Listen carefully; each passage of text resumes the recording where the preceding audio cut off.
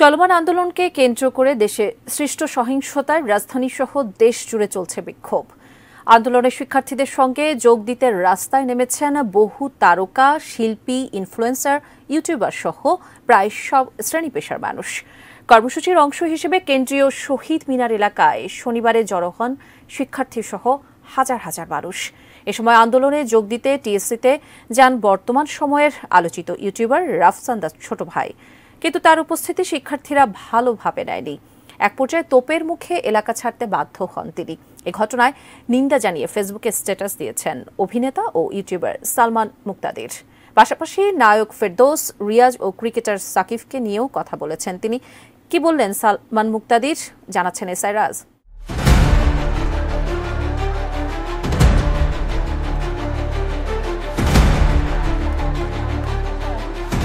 এক দফা দাবিতে সারা দেশে চলছে অসহযোগ আন্দোলন। শিক্ষার্থীদের এ আন্দোলনে পাশে দাঁড়িয়েছেন শিক্ষক থেকে শুরু করে নানা শ্রেণী পেশার মানুষ। পিছিয়ে নেই শিল্পী, ইনফ্লুয়েন্সার, ইউটিউবাররাও। আন্দোলনে সংহতি জানিয়ে শনিবার ঢাকা বিশ্ববিদ্যালয় এলাকায় যান জনপ্রিয় ইউটিউবার রাফসান দাস ছোট ভাই, কিন্তু সেখানে গিয়ে আন্দোলনরত শিক্ষার্থীদের তোপের মুখে পড়েন তিনি।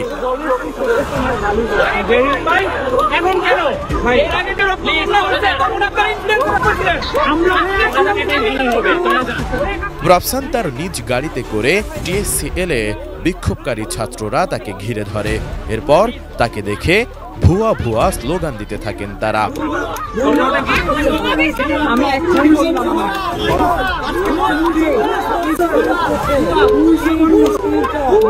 পরে বাধ্য হয়ে দ্রুত গাড়িতে উঠে স্থান ত্যাগ করেন তিনি। এ সময় আন্দোলনকারীরা তার গাড়ির দিকে তেড়ে এলে কয়েকজন শিক্ষার্থীর সহায়তায় রাফসান নিরাপদে স্থান ত্যাগ করেন।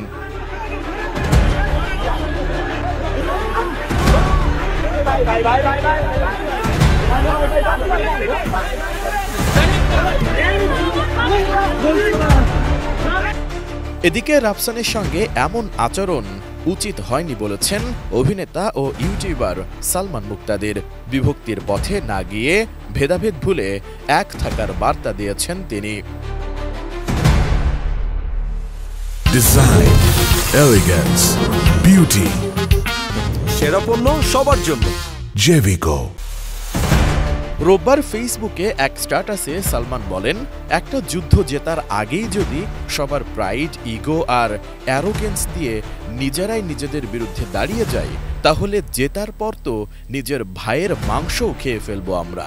রাফসানকে যদি সুন্দর করে বলা যেত যে কত আশা ওর ওপর মানুষের, রাফসান কি অনুপ্রাণিত হয়ে আরো হেল্প করতো না?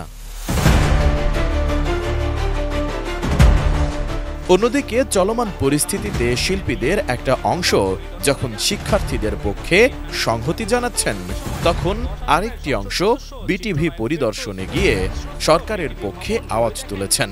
এ নিয়েও প্রতিক্রিয়া জানিয়েছেন সালমান।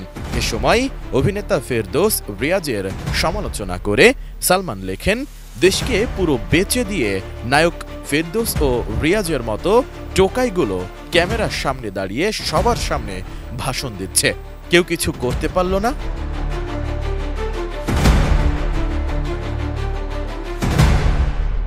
এ সময় বিশ্বসেরা অলরাউন্ডার সাকিব আল হাসানকেও বাদ দেননি সালমান মুক্তাদির। সাকিব আল হাসানের দিকে আঙুল তুলে সালমান মুক্তাদির বলেন, সাকিব ওর বউকে নিয়ে সবার সামনে ইগো দেখিয়ে চ্যালেঞ্জ করতেছে, কিছু করতে পারে নাই। রাফসান দেরি করে হলেও ফাইনালি সবার সামনে আসছে, ওকে দেখে কয়েক লাখ মানুষ সাহস পাইতো আরো।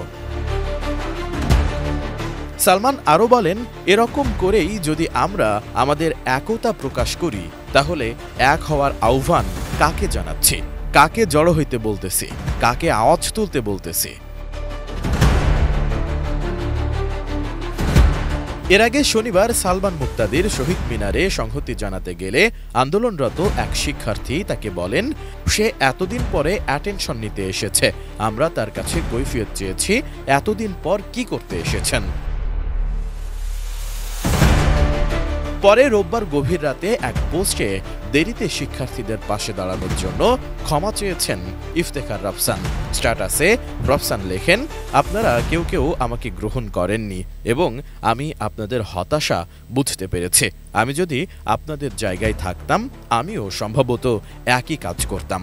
তবে এই দেশটি আমার ঘর, আমি আবারও আন্দোলনে আসব।